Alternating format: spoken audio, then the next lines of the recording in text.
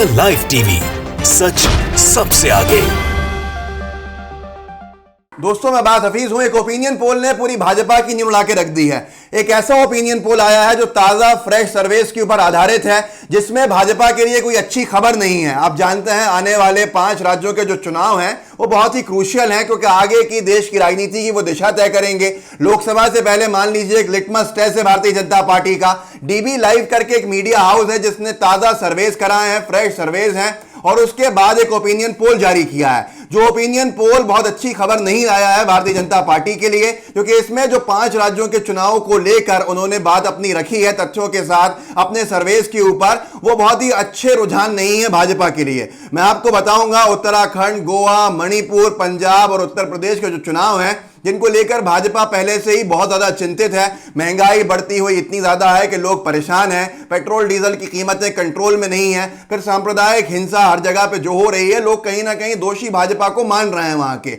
अब ये जो डीबी लाइव ने ओपिनियन पोल जारी किया है, मैं इस वीडियो के अंदर एक एक राज्य का आपको बताऊंगा, जिसको देखकर आप भी समझ जाएंगे कि भविष्य में क्या होने वाला है और भारत की राजनीति कैसे पलट रही है पूरी, और भाजपा के फेवर में नहीं है। मैं डीबी लाइव के जो राजीव रंजन साहब हैं उनको भी सुनाऊंगा आपको। उन्होंने ये फ्रेश ओपिनियन पोल जारी किया है जिसने बताया है कि ये 5 राज्यों के अंदर भारतीय जनता पार्टी का सफाया होना तय दिख रहा है, जबकि इन 5 राज्यों में से 4 राज्य ऐसे हैं जहां भाजपा की सरकारें हैं। मजबूत सरकारें होती थी एक जमाने में, लेकिन अब हालात जो हैं इनकी तरफ से पलटे दिख रहे हैं। सबसे पहले चलते हैं उत्तराखंड की तरफ। उत्तराखंड में 70 सीटें हैं, मेजॉरिटी मार्क जो है 36 का है, लेकिन Bharatiya Janata party dB live के सर्वे के हिसाब से, जो इन्होंने बहुत मेहनत के साथ किया होगा, राजीव रंजन साहब ने जो करार जारी किया है उसके हिसाब से सिर्फ 26 से 28 सीटों पर सिमट रही है। वहीं कांग्रेस जो है वो 38 से 40 सीटें लाके यहां सरकार बनाने की पोजीशन में आ रही है।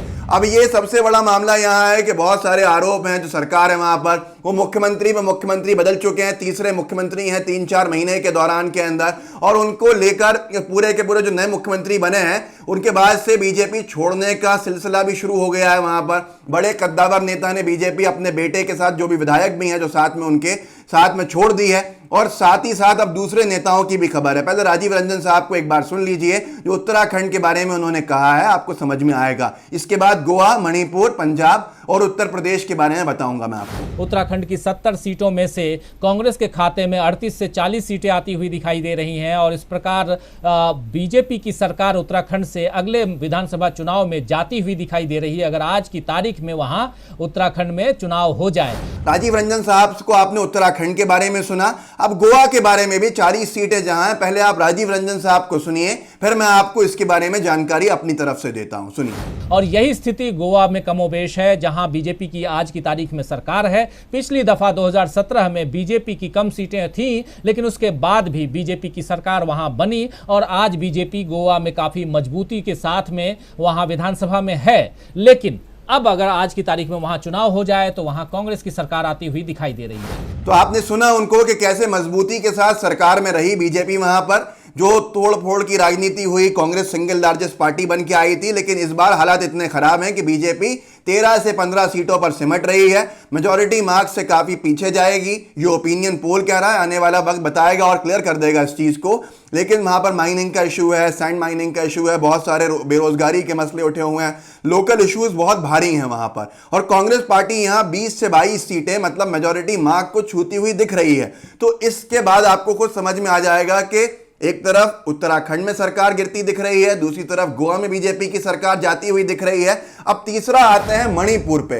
मणिपुर नॉर्थ ईस्ट का एक स्टेट है जिसको लेकर बहुत ज्यादा आप अवेयर नहीं होंगे, लेकिन महत्वपूर्ण इसलिए है क्योंकि राज्यसभा की भी सीट्स आगे बननी है, यहां से सारी चीजें यहां भी अलायंस में बीजेपी सरकार के अंदर है। मणिपुर की कुल सीटें 60 हैं, 60 में से अब भाजपा की और उनके जो साथी दल हैं, घटक दल हैं, उनको 17 से 19 मिलते दिख रहे हैं डीबी लाइव के इस ओपिनियन पोल के बाद से। वहीं कांग्रेस पार्टी और उसके घटक दल जो हैं वो 29 से 31 के ऊपर आराम से आ रहे हैं, मतलब मेजॉरिटी मार्क के आसपास हैं। मेजॉरिटी मार्क छूती हुई कांग्रेस पार्टी दिख रही है। तो मणिपुर के बारे में भी राजीव रंजन साहब ने जो कहा है उसको सुन लीजिए, क्योंकि मेहनत उन्हीं की है। तो मणिपुर में भी 60 सीटों की जो विधानसभा है, इन 60 सीटों में 60 सीट्स में से आज की तारीख में वहां पर हम देख रहे हैं कि वहां भी कांग्रेस की सरकार आती हुई दिखाई दे रही है मणिपुर में, जबकि बीजेपी की सरकार वहां से जाती हुई दिखाई दे रही है। तो आपने सुना कि कैसे अब सरकार यहां भी भाजपा एनडीए की जाती हुई दिख रही है। वहां पर भी बॉर्डर के बहुत सारे डिस्प्यूट्स हैं, स्टेट बॉर्डर्स के जो इश्यूज हुए हैं, इन सब को देखते हुए जो ओपिनियन पोल, जो जनता की राय जानी है डीबी लाइव ने, उसके बाद दिख रहा है कि यहां भी कांग्रेस की सरकार आती दिख रही है। मैं नहीं कह रहा, एक चैनल का सर्वे कह रहा है, जिसको आपसे शायद बहुत दूर रखा गया होगा ताकि आप जागरूक ना हो पाए, लेकिन मेरा काम निजी तौर पे यह है कि आप जागरूक हों। आप जागरूक होंगे तो आप सही चयन भी करेंगे चुनाव में। तो उत्तराखंड हो गया, गोवा हो गया, मणिपुर हो गया, यहां तीनों के अंदर बीजेपी की सरकारें हैं और बीजेपी की सरकार बाहर होती हुई दिख रही है बीजेपी सरकार से, और तीनों में कांग्रेस और यूपीए की सरकारें बनती हुई दिख रही हैं। अब पंजाब को लेकर बड़ा हंगामा है। मैं पंजाब के बारे में आपको बताता हूं, जो इन्होंने ताजा ओपिनियन पोल किया है चरणजीत सिंह चन्नी साहब के मुख्यमंत्री पद को लेने के बाद। डीबी लाइव ने 1 महीना पहले भी एक ओपिनियन पोल जारी किया था, जिसमें बताया था कि पंजाब में कांग्रेस की हालत थोड़ी खराब हो गई है, और इनका कहना था उस वक्त कि पंजाब में सरकार बनाना मुश्किल है। तो इसी को लेकर अब जो सर्वे आया है ताजा, जो मुख्यमंत्री का बदलाव हुआ है, जो सारे एपिसोड्स जो अनटर्न हुए और सारी चीजें आपने देखी, 117 का हाउस असेंबली का, यहां पर 73 से 75 सीटें जीतकर कांग्रेस पार्टी सीधे सीधे सरकार बनाती हुई दिख रही है। यह दावा डीबी लाइव ने अपने सर्वेस के साथ किया है। और भाजपा के लिए इतनी बुरी खबर है, इतना सब होने के बाद भी किसान आंदोलन इतना भारी है कि बीजेपी का शून्य है, खाता नहीं खुलने वाला उनका। और श्रोमणी अकाली दल भी 15-16 सीटें पिछली बार लाई थी, इस बार भी 17-18 सीटों पे सिमट जाएगी। आम आदमी पार्टी को थोड़ा फायदा जो पहुंचता हुआ दिख रहा था, उसके बाद भी वो सरकार के ऊपर नहीं आएंगे, विपक्ष में आ सकते हैं, लेकिन सरकार में कांग्रेस आराम से दोबारा रिपीट होती दिख रही है। जो दलित सिख मुख्यमंत्री बने हैं चरणजीत सिंह चन्नी, उनके बनने के बाद से समीकरण बदल गए हैं। आप सुनिए राजीव रंजन साहब ने जो कहा इसके ऊपर, उनका विश्लेषण। कांग्रेस मजबूती के साथ 73 से 75 सीटें, अगर आप हमारे पिछले 2 ओपिनियन पोल देखेंगे तो कांग्रेस किसी प्रकार सरकार बनाती हुई दिख रही थी, लेकिन यहां चरणजीत सिंह चन्नी के आने के बाद कांग्रेस और मजबूत होती हुई दिखाई दे रही है। क्यों मजबूत होती हुई दिखाई दे रही है, ये चर्चा हम करेंगे अपने साथियों के साथ में जो हमारे पैनलिस्ट हैं। लेकिन उसके साथ शिरोमणि अकाली दल, पिछली बार भी 15 सीटें थी, इस बार भी 17 से 19 सीटें। क्या बीजेपी से गठबंधन तोड़ने और बसपा से गठबंधन जोड़ने का यह फायदा मिल रहा है? दूसरी बात, आम आदमी पार्टी को क्या 2 के बीच लड़ाई का फायदा मिल रहा है, यानी शिरोमणि अकाली दल और बीजेपी के बीच जो अभी लड़ाई चल रही है, और साथ में कांग्रेस के अंदर भी जो उथल पुथल मची हुई है, इसका फायदा कि 20 से ज्यादा सीटें अकाली दल आम आदमी पार्टी लेकर आ रही है, ये सब समझने की कोशिश। और साथ में आदर्श के साथ खाते में 103 सीटें। उनका विश्लेषण आपने सुना, जो उन्होंने बताया कि कैसे चरणजीत सिंह चन्नी जी के आने के बाद से वहाँ हालात बदले हैं, जो मैंने आपको भी वीडियो में दिखाया उनका। तो ये सारी चीज़ें साफ साफ बताती हैं कि चारों राज्य उत्तराखंड, गोवा, मणिपुर और पंजाब बीजेपी के हाथ से निकलता दिख रहा है, अगर ओपिनियन पोल्स की माने।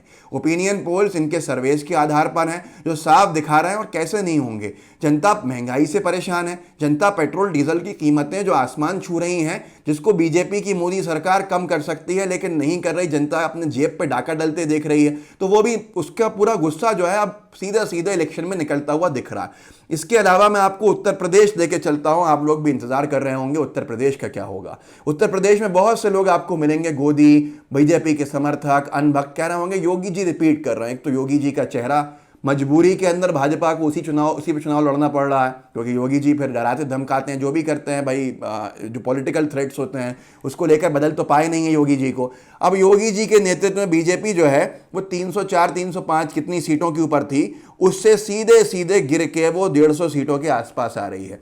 लेकिन उत्तर प्रदेश में जो मेजॉरिटी मार्क है, बड़ा राज्य है, ज़्यादा विधानसभा सीट्स हैं, जो मेजॉरिटी मार्क है वो 403 सीट वाले उत्तर प्रदेश में 202 है। बीजेपी 60 सीटें अगर पीछे होगी 202 के मेजॉरिटी मार्क से, तो कैसे सरकार बनाएगी? समाजवादी पार्टी 190-97 के आसपास सीटें लाती हुई दिख रही है, लेकिन सरकार समाजवादी पार्टी भी बनाने में अकेले सक्षम नहीं दिखती।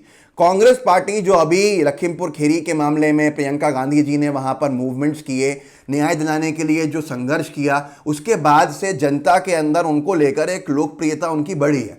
जिसकी वजह से कांग्रेस पार्टी की सीटें वहां अब बढ़ती हुई दिखती हैं। इन्होंने पिछले ओपिनियन पोल में बताया था कि 5-7 सीटें आएंगी, लेकिन अब कांग्रेस पार्टी 25 से 35 सीटों के आसपास जब सीट ला रही है तो किंग मेकर बनती हुई दिखती है। किंग मेकर के तौर पर जब कांग्रेस पार्टी आएगी, जो समाजवादी पार्टी को गठबंधन के लिए कांग्रेस पार्टी के पास जाना होगा और उसको लेकर वहां भी बीजेपी सत्ता से बाहर हो जाएगी, क्योंकि इनके समीकरण जो कहते हैं वो ये बता रहे हैं कि ये सत्ता के अंदर लौट नहीं सकते। 60 सीटें अगर कम होंगी, बसपा की 16 से 24 सीटें आने के लाने के बावजूद भी सरकार अगर वो मदद भी कर दे तो नहीं बन पाएगी बीजेपी की, एनडीए की। तो सिर्फ एक ही समीकरण इनके डीबी लाइव के हिसाब से बनता है, इनके ओपिनियन पोल के हिसाब से। समाजवादी पार्टी और कांग्रेस पोस्ट पोल अलायंस में जाती है तो वो सरकार बनाने में सफल होंगे और कांग्रेस यहां पर किंग मेकर की भूमिका में रहेगी। ये सारा का सारा जो सर्वे किया है राजीव रंजन साहब के डीबी लाइव ने किया है, इन्होंने जारी किया ओपिनियन पोल दोबारा। इससे पहले जो इन्होंने किया था उसमें 5 में से 3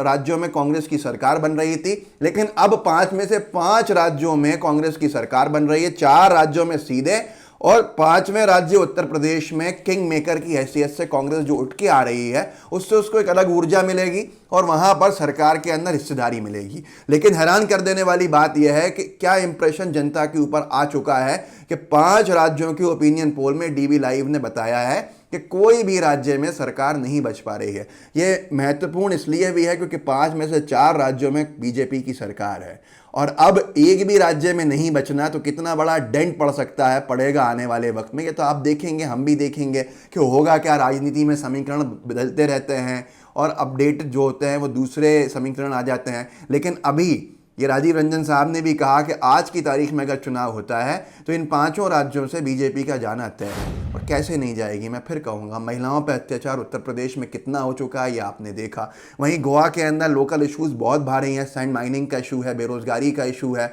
वहाँ पर जो सांप्रदायिकता का जाल बिछाया जा रहा है वो भी एक बड़ा इशू उत्तर प्रदेश में तो है ही। उत्तराखंड में मुख्यमंत्रियों से विश्वास उठ गया है जनता का। इन फाइटिंग जो है वो बहुत भारी पड़ रही है बीजेपी पे। ऐसे ही मणिपुर के अंदर भी बीजेपी को कोई फायदा नहीं मिल रहा और पंजाब में ऐसा सुपड़ा साफ होना तो ये आने वाले वक्त में मोदी सरकार के लिए भी चिंता का विषय है। ये वीडियो पूरी तरह से डीबी लाइव के सर्वे पे आधारित होकर करके हमने बनाया था और इसको लेकर जो उनका ओपिनियन पोल है, उनके फ्रेश सर्वेज हैं, वो बेस है इसकी। तो ये सारी की सारी चीज़ें आपको जानना बहुत ज़रूरी हैं। आप इस वीडियो को आगे बढ़ाइए, जनता को जागरूक कीजिए। जहां आने वाले चुनाव हैं जनता को मालूम होना चाहिए ज़मीनी हकीकत क्या है। बहुत से गोदी जो पत्रकार होते हैं वो सर्वेज लेकर आ जाएंगे, उसके बाद क्या होगा ये आपको मालूम है। तो इस वीडियो को आगे बढ़ाइएगा, अपने व्हाट्सएप ग्रुप्स में शेयर कीजिएगा, साथ में लाइव टीवी को सब्सक्राइब कीजिए, बेल आइकन दबाइए। जय हिंद, जय भारत। द लाइव टीवी, सच सबसे आगे।